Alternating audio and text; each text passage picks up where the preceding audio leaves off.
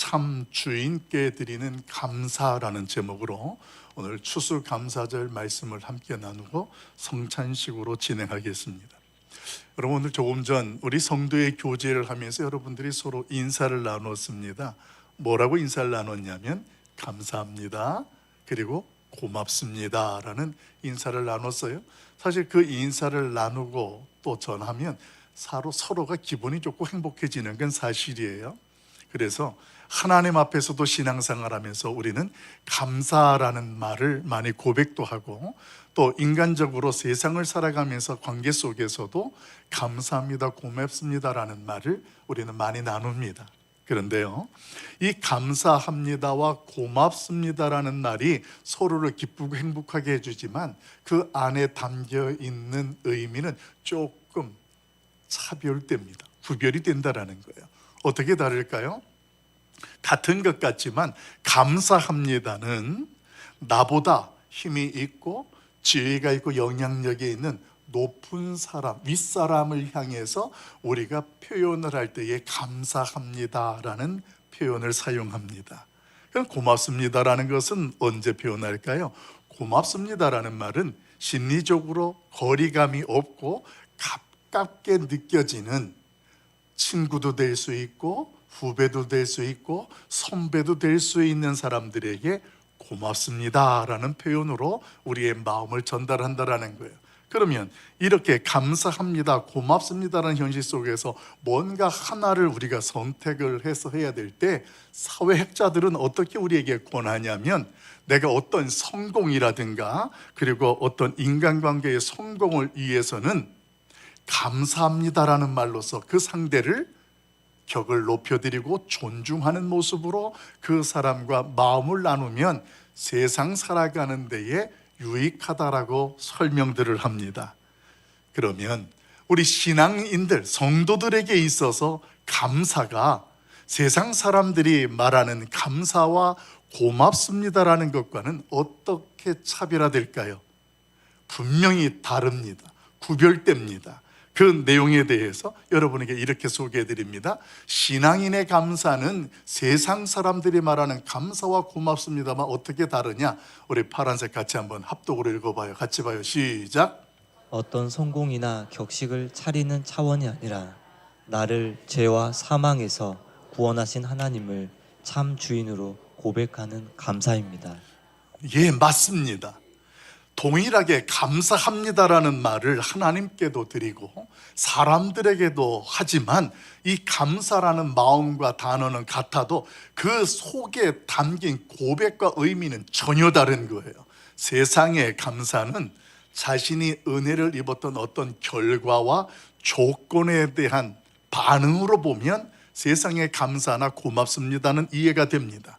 그런데 신앙인으로서 하나님 앞에 감사한다라는 것은 그 차원을 포함하여 뛰어넘습니다. 그 뛰어넘는다라는 핵심은 뭐냐면, 조금 전에 고백했던 것처럼 어떤 성공이나 또 격식을 차리는 차원이 아니라 무엇이라고요? 나를 죄와 사망에서 구원하신 하나님을 내 인생의 주인으로 고백하는 감사가 우리가 하나님 앞에서 기도할 때에도 오늘 추수감사절에 감사로 예배하는 그 감사 내용의 핵심이 된다라는 사실입니다. 할렐루야. 오늘 하나님 앞에 우리의 감사가 그런 일상적 세상의 감사가 아니라 진정 나를 구원하신 그 하나님 앞에 하나님을 나의 주인으로 고백하는 감사의 예배가 되고 감사의 예물이 될 수 있길 예수님의 이름으로 간절히 축원합니다. 오늘날 요즘에도 그 일들을 계속 진행하는 것 같아요. 개인적으로나 교회에서 보면 감사 노트 쓰기 운동도 있고 감사 릴레이 운동을 하는 교회들도 있습니다. 왜 이런 감사 노트를 적고 릴레이를 하냐면, 우리 신앙인들이 감사하는 것은 세상 사람들과 차별된 하나님께서 나에게 베푸신 특별한 십자가의 은혜와 우리를 인도하시는 그 은혜의 고백으로 서로가 간증하고 나누는 것이 중요하기 때문에 감사 노트를 기록을 하고 릴레이를 진행하고 있다는 것입니다. 사실 이 운동의 시작은 한 사람이 미국에서 미국 생활을 마치고 한국에 귀국한 이후에 그 한국에 돌아온 이후에 한국에서 겪게 되어지는 수많은 일들 속에 새로운 감사에 감격하면서 그 사람이 평생 감사라는 책을 기록하게 됩니다. 그분이 누구냐면 전광 목사님이에요. 이 목사님이 평생 감사라는 책을 기록을 했는데 그 내용 속에 그분이 정의하고 있는 감사를 어떻게 설명하고 있냐면 그분은 이렇게 이야기합니다. 감사는 행복을 여는 열쇠다, 이렇게 이야기하면서 세상에서 가장 행복한 사람은 어떤 상황에서도 감사하며 살아가는 사람이 가장 행복한 사람이다, 이렇게 설명합니다. 그런데 행복이라는 개념에 대해서도 우리가 성경을 통하여 알고 있는 까닭에 그 행복이라는 것이 하나님 앞에서의 감사와 연결된다라는 것을 저와 여러분은 압니다. 그런 까닭에 오늘 성도의 감사는 결국 뭐냐? 행복을 시작하는 출발과 같은 거예요. 하나님께서 나를 구원하신 것을 깨닫고 감사하면서 그 하나님 앞에 이제 이후에도 하나님이 베푸시고 역사하실 것들을 소망하면서 고백하는 것, 이것이 성도의 감사라는 말씀입니다. 지난 한 주간 동안 특별 새벽 기도회로 11조, 그 11조의 진짜 주인을 향한 고백이라는 주제로 새벽 기도회가 은혜 가운데 잘 마쳤습니다. 오늘 우리가 그 11조라는 주제를 다루면서 우리는 무엇을 알게 되었냐면 11조 안에 담긴 의미가 무엇인지를 분명히 알았습니다. 그리고 신앙 가운데에 11조가 우리에게 갖게 하는 가치가 무엇인지를 분명히 깨달을 수가 있었습니다. 나에게 있는 그 모든 것이 하나님으로부터 주어진 것이라는 것을 깨닫고 다짐하면서 마치 우리가 소득이 있는 것만 소득의 10의 1조를 떼어내는 율법에 갇힌 우리의 제한적인 신앙 속에서 그런 측면의 11조가 아니라 하나님께서 우리의 범사 가운데 함께 하시고 도우시고 채우시고 역사하시는 그 은혜 안에 이 모든 것이 하나님이 우리의 주인이십니다 고백하며 떼어드리는 신앙의 행동, 이것이 진정한 11조라는 것을 분명히 우리는 알 수 있었습니다. 그래서 아브라함의 11조도 묵상을 했고, 그리고 야곱의 11조도 묵상을 했고, 그리고 또 레위기서에서는 우리가 하나님 앞에 구별되어진 성도로 우리의 시간이든 인생이든 재물이든 구별된 것을 하나님께 드리는 것이 11조라는 것을 분명히 알았습니다. 그 가운데에 야곱의 11조를 한 번 더 정리하면 그 야곱은 하나님을 경험하면서 그동안의 신앙 속에 할아버지의 하나님, 아버지의 하나님이 아니라 이제는 누구의 하나님?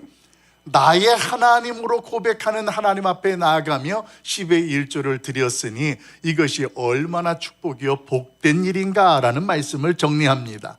사실 우리도 돌이켜보면 지난 한 해 동안에도 하나님이 베풀어 주신 은혜들이 참으로 헤아릴 수가 없습니다. 그러면 적어도 오늘 추수감사주의를 드리면서 저와 여러분이 하나님이 내 인생에, 우리 가정에, 우리의 모든 것들의 주인이 되십니다라는 고백으로 그 하나님 앞에 수직적으로 하나님을 사랑하는 고백으로 나아가고, 수평적으로는 우리의 성도들과 사랑을 함께 공유하고 나누는 아름다운 감사, 그런 감사절로 하나님께 드려지기를 예수님의 이름으로 간절히 소망합니다.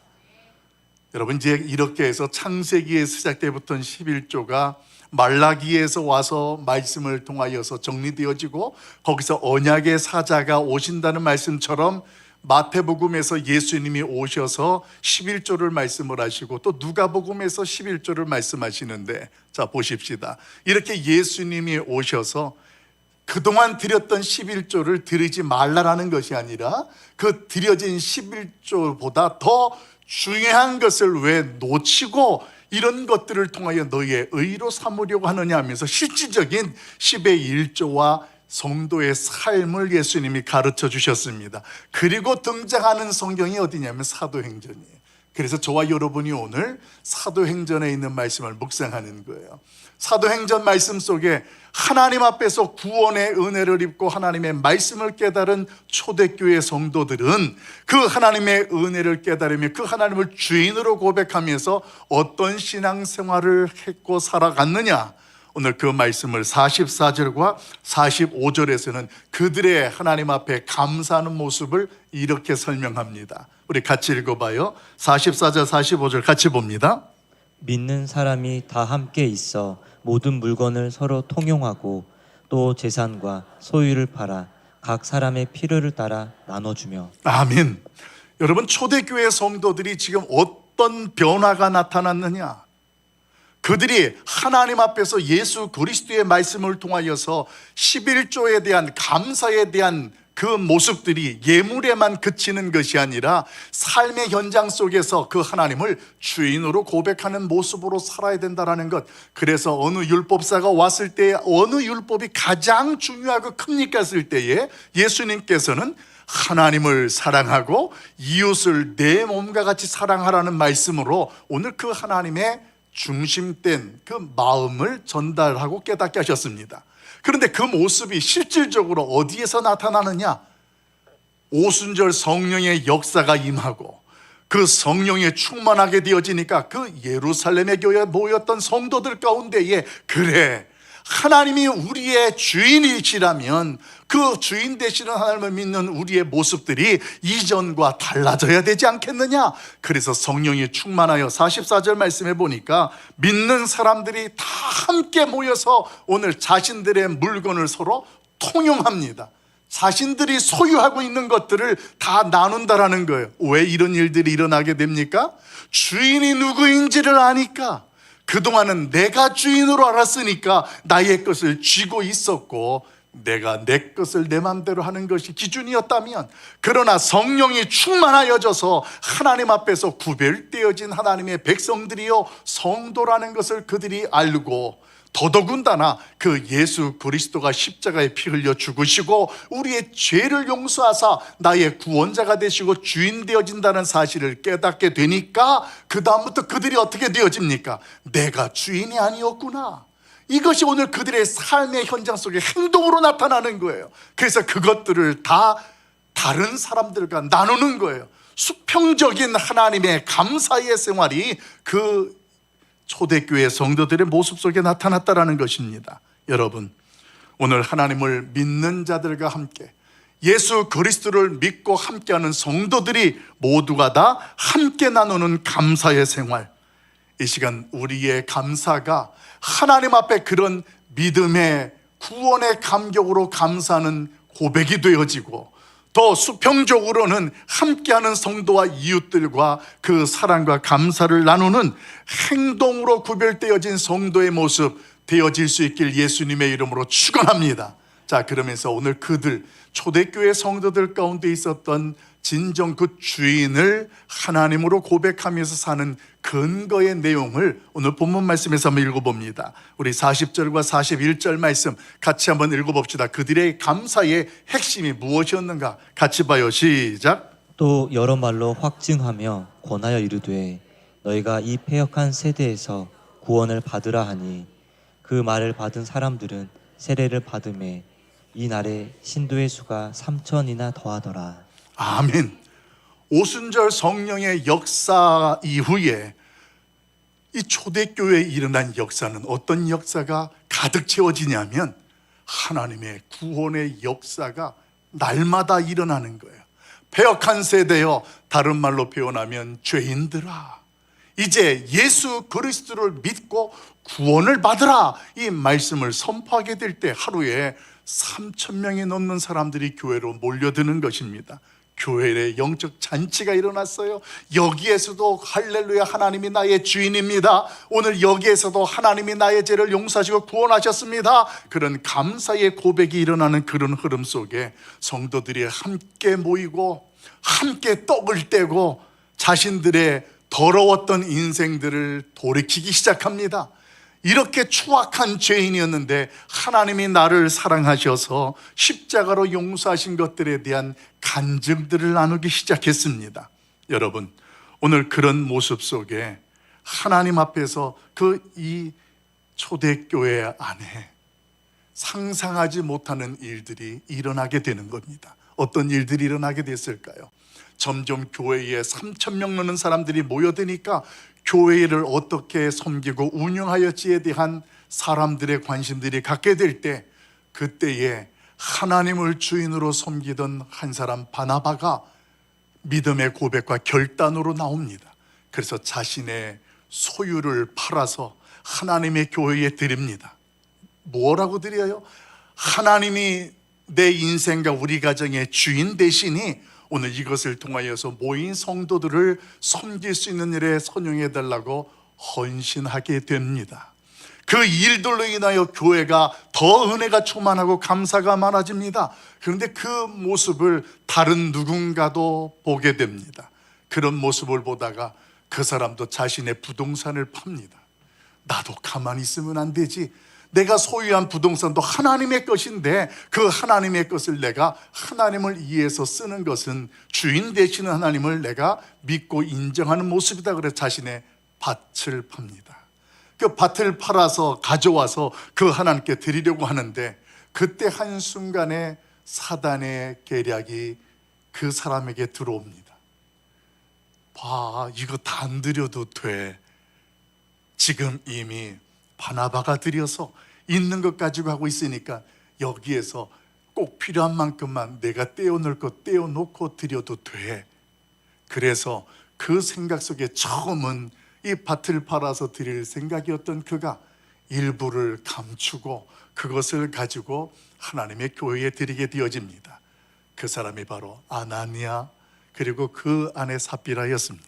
이 아나니아와 삽비라가 하나님 앞에 자신의 부동산을 팔아서까지 감사함으로 하나님께 가지고 왔는데, 중요한 것은 일부를 감추고 하나님께 드렸던 그 모습으로 그만 그렇게 은혜 충만하고 부흥의 감격에 있었던 교회에 이 사람들의 죽음이 일어나게 되는 거예요.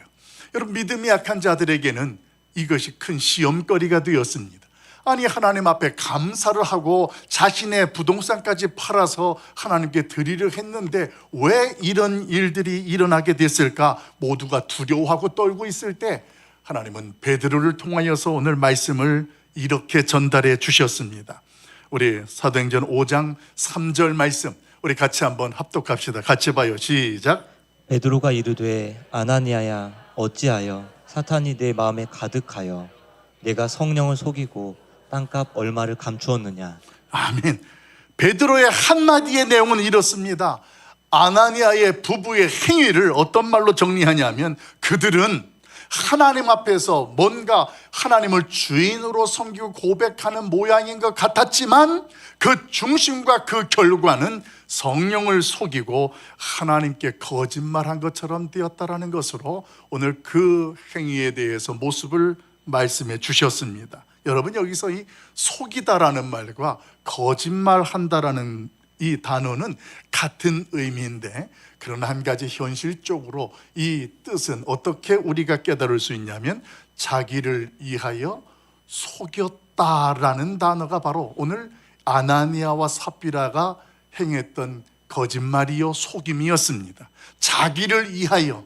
여러분, 지금 이 감사의 예물은 나를 구원하신 하나님께 나의 있는 소유를 팔아서 드리는 거예요. 그러면 하나님이 주인이라는 것을 고백하는 것이면 하나님을 위하여 드리는 게 되는 거예요. 근데 그의 모습은 그게 아니었어요.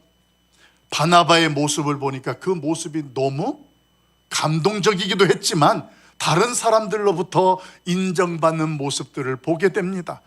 그래서 오늘 이 아나니아와 삽비라는 다른 사람들에게 자신들도 그렇게 인정받고 싶었습니다. 그리고 자신들도 그 하나님을 그만큼 사랑한다는 것을 드러내는 자기 만족과 자랑에 빠지고 싶었습니다. 그래서 결국 그렇게 속이고 감추게 되어지는 일들을 자행했는데, 이런 모습을 우리는 뭐라고 설명하냐면 자기 탐닉 신앙이다, 이렇게 설명해요. 자기를 위하여 신앙생활하는 거예요. 내가 하나님을 주인으로 섬기는 신앙이 아니라 하나님의 시선보다 사람의 시선이 더 중요한 거예요. 그래서 그 사람들로부터 인정받고 그 사람들로부터 존경받고 싶어서 그 하나님 앞에 신앙생활하는 우리의 모습들, 이것이 바로 자기 탐닉 신앙이다 설명을 드리는 것입니다. 이런 일들이 얼마나 우리의 신앙생활 가운데에 유혹으로 많이 찾아오는지 몰라요. 우리로 하여금 사탄은 우리 가운데 생각 가운데 들어와서 우리를 하나님을 속이게도 하고 우리 자신을 속이게도 한다라는 것입니다. 그래서 당연히 하나님 앞에 감사의 예물을 드려야 될 것도 알고 10의 1조도 드려야 될 것을 알면서도 우리로 하여금 그렇게 자원적으로 드리지 못하도록 우리의 마음을 흔들고 우리의 믿음을 혼란스럽게 한다라는 것입니다. 대출금도 갚아야 되는 것들이 생각나고 또 부모 노릇도 해야 된다라는 입장도 생각하게 하고 또 12월 달 되면 우리 동창회 친구들 모임에 이번에는 내가 그들을 섬겨야 되기도 할 텐데 그러려면 10의 1조를 띄고 또 이렇게 절기 예물도 드리고 내가 이런 것들을 어떻게 감당할 수 있는가? 나도 먹고 살아야지. 이쯤이면 나도 할 만큼 다 한 거고 최선이라는 생각을 사탄은 우리 속에 들어와서 자꾸 계산하게 만듭니다. 그래서 어느 순간 나도 하나님 앞에 감사를 드리는 것들이 내 스스로 깎습니다. 하나님 아시죠? 그런데 여러분, 오늘 이것이 바로 우리 자신을 위해서 하나님을 속이는 모습과 아나니아의 모습과 같다라는 것을 저와 여러분은 분별해야 할 줄로 믿습니다. 오늘 성경은 저와 여러분에게 그렇게 은혜 충만한 예루살렘 교회 안에 왜 이런 일들이 일어났는지, 하나님께서 한 해 동안도 우리에게 베풀어 주시는 은혜가 축복이 있었음에도 불구하고 왜 우리 안에서 오늘 감사 앞에서 주저하게 되고 계산하게 되는지를 분명하게 보여주고 있습니다. 여러분, 하나님께서 나를 구원하신 그 은혜에 참 기쁨의 구원에 감격이 회복되길 예수님의 이름으로 축원합니다. 진정 나의 신앙 속에서 하나님이 내 인생의 주인 되시고 우리의 가정과 일터의 주인 되신다라는 믿음의 고백이 행동으로 하나님께 드려질 수 있고 고백되기를 예수님의 이름으로 간절히 소망합니다. 오늘 그런 모습을 하나님께서 오늘 추수감사절에 우리를 통하여서 기대하시는 것이고 우리의 감사가 그렇게 드려지길 원한다라는 것입니다. 오늘 바나바 같은 사람, 그 바나바 같은 사람도 똑같은 우리의 인간의 몸을 가진 사람이에요. 생각할 줄 아는 사람이에요. 그런데 그 하나님 앞에 그는 하나님이 주인으로 인정되어진 믿음이었어요. 그래서 그는 자신의 있는 것들을 하나님 앞에 드려서 교회를 섬기고 세우는 일들을 할 수가 있었다라는 것입니다. 여러분, 이제 우리의 모습 속에 하나님 앞에서 하나님을 주인으로 인정하고 섬기는 감사의 고백으로 우리 함께 할 수 있기를 간절히 소망합니다. 그래서 진정 하나님이 기뻐하시는 교회, 하나님 때문에 행복한 신앙생활하는 우리 모두가 될 수 있기를 간절히 축원합니다. 그런 그 구체적인 모습을 성경은 어떻게 소개할까요? 46절 47절에 이렇게 설명합니다. 우리 46절 47절 같이 봐요. 시작. 날마다 마음을 같이 하며 성전에 모이기를 힘쓰고 집에서 떡을 떼며 기쁨과 순전한 마음으로 음식을 먹고 하나님을 찬미하며 또 온 백성에게 칭송을 받으니 주께서 구원받는 사람을 날마다 더하게 하시니라. 아멘. 모든 성도가 하나님을 주인으로 인정하고 그 하나님 앞에 섬기게 될 때 그 하나님 앞에서 교회가 어떻게 됐어요? 오늘 말씀을 보니까 구원받는 사람들이 날마다 더하여지는 하나님의 부흥의 역사가 일어난 줄로 믿습니다. 여러분, 여기에 비밀이 있는 거예요. 하나님을 주인으로 섬기고 감사하는 성도가 함께 모이면 그 자리에 하나님의 역사가 일어나고 하나님의 부흥이 우리 안에 경험되고 간증되어질 줄로 믿습니다. 그럼 그 하나님 앞에 어떻게 하는 것이 함께 감사하는 일일까요? 46절에 보니까 마음을 같이하여 모였습니다. 여러분, 이 마음을 같이 했다라는 것이 무엇이냐면 모두가 다 하나님을 주인으로 고백하는 신앙의 모습으로 함께 했다라는 것입니다. 그렇게 하나님 앞에 섰을 때 한 사람도 그 자리에 구경꾼이 없었다라는 거예요. 모두가 다 하나님은 나의 주인이십니다. 이런 고백과 간증으로 하나님 앞에 예배자가 됐다라는 거예요. 여러분, 예배자로 함께하는 사람과 참석하는 사람은 정말로 차원이 다른 큰 차이가 나요. 예배자의 예배의 대상은 하나님이에요. 그래서 그 하나님 앞에 주인이니까 고백해요. 그러나 예배에 참석하는 사람은 예배의 대상이 하나님이 아니라 자기 자신이 된다는 사실을 이 시간 분별해야 합니다. 예배에 함께하는 것 같지만 우리의 모습 속에 하나님이 주인이 안 되면 찬송을 불러도 나는 찬송을 안 하고 듣는 것을 좋아해요. 아멘을 해야 될 텐데, 박수도 치고 감사해야 될 텐데 나는 가만히 있어요. 여러분, 이런 사람은 참석하는 사람이에요. 하나님이 나의 주인이라면 그분 앞에 참석하고 감사하고 박수하고 하나님께 영광 돌리는 일은 포기할 수 없는 일이 된다는 거예요. 그리고 여러분, 시험 들지 말고 드세요. 시험 들지 말고 들으세요. 설교 시간에 눈을 감지 마세요. 수험생도 아닌데, 듣기 평가하는 것도 아닌데 설교를 눈을 감고 평가하고 듣습니까?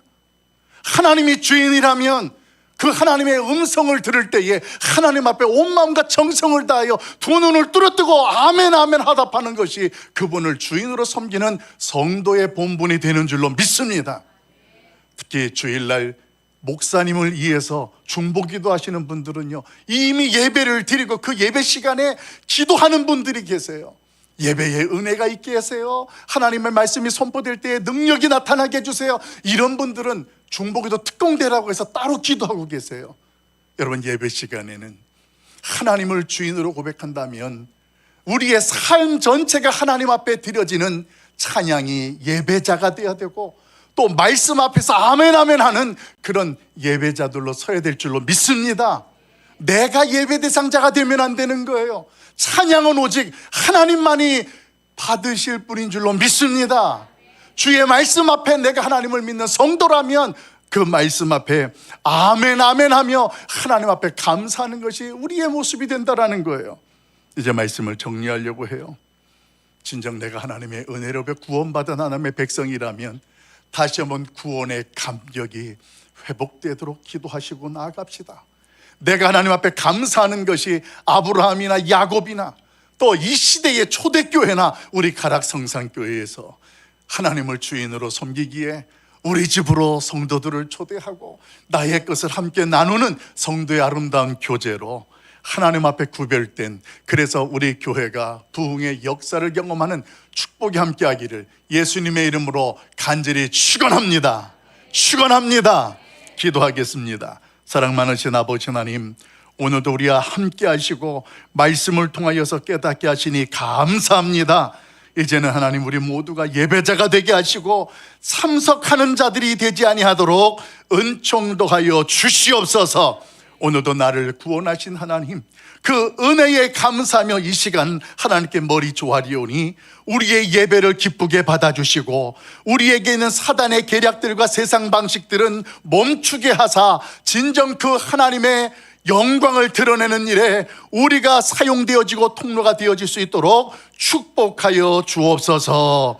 예수님의 이름으로 기도하옵나이다. 아멘.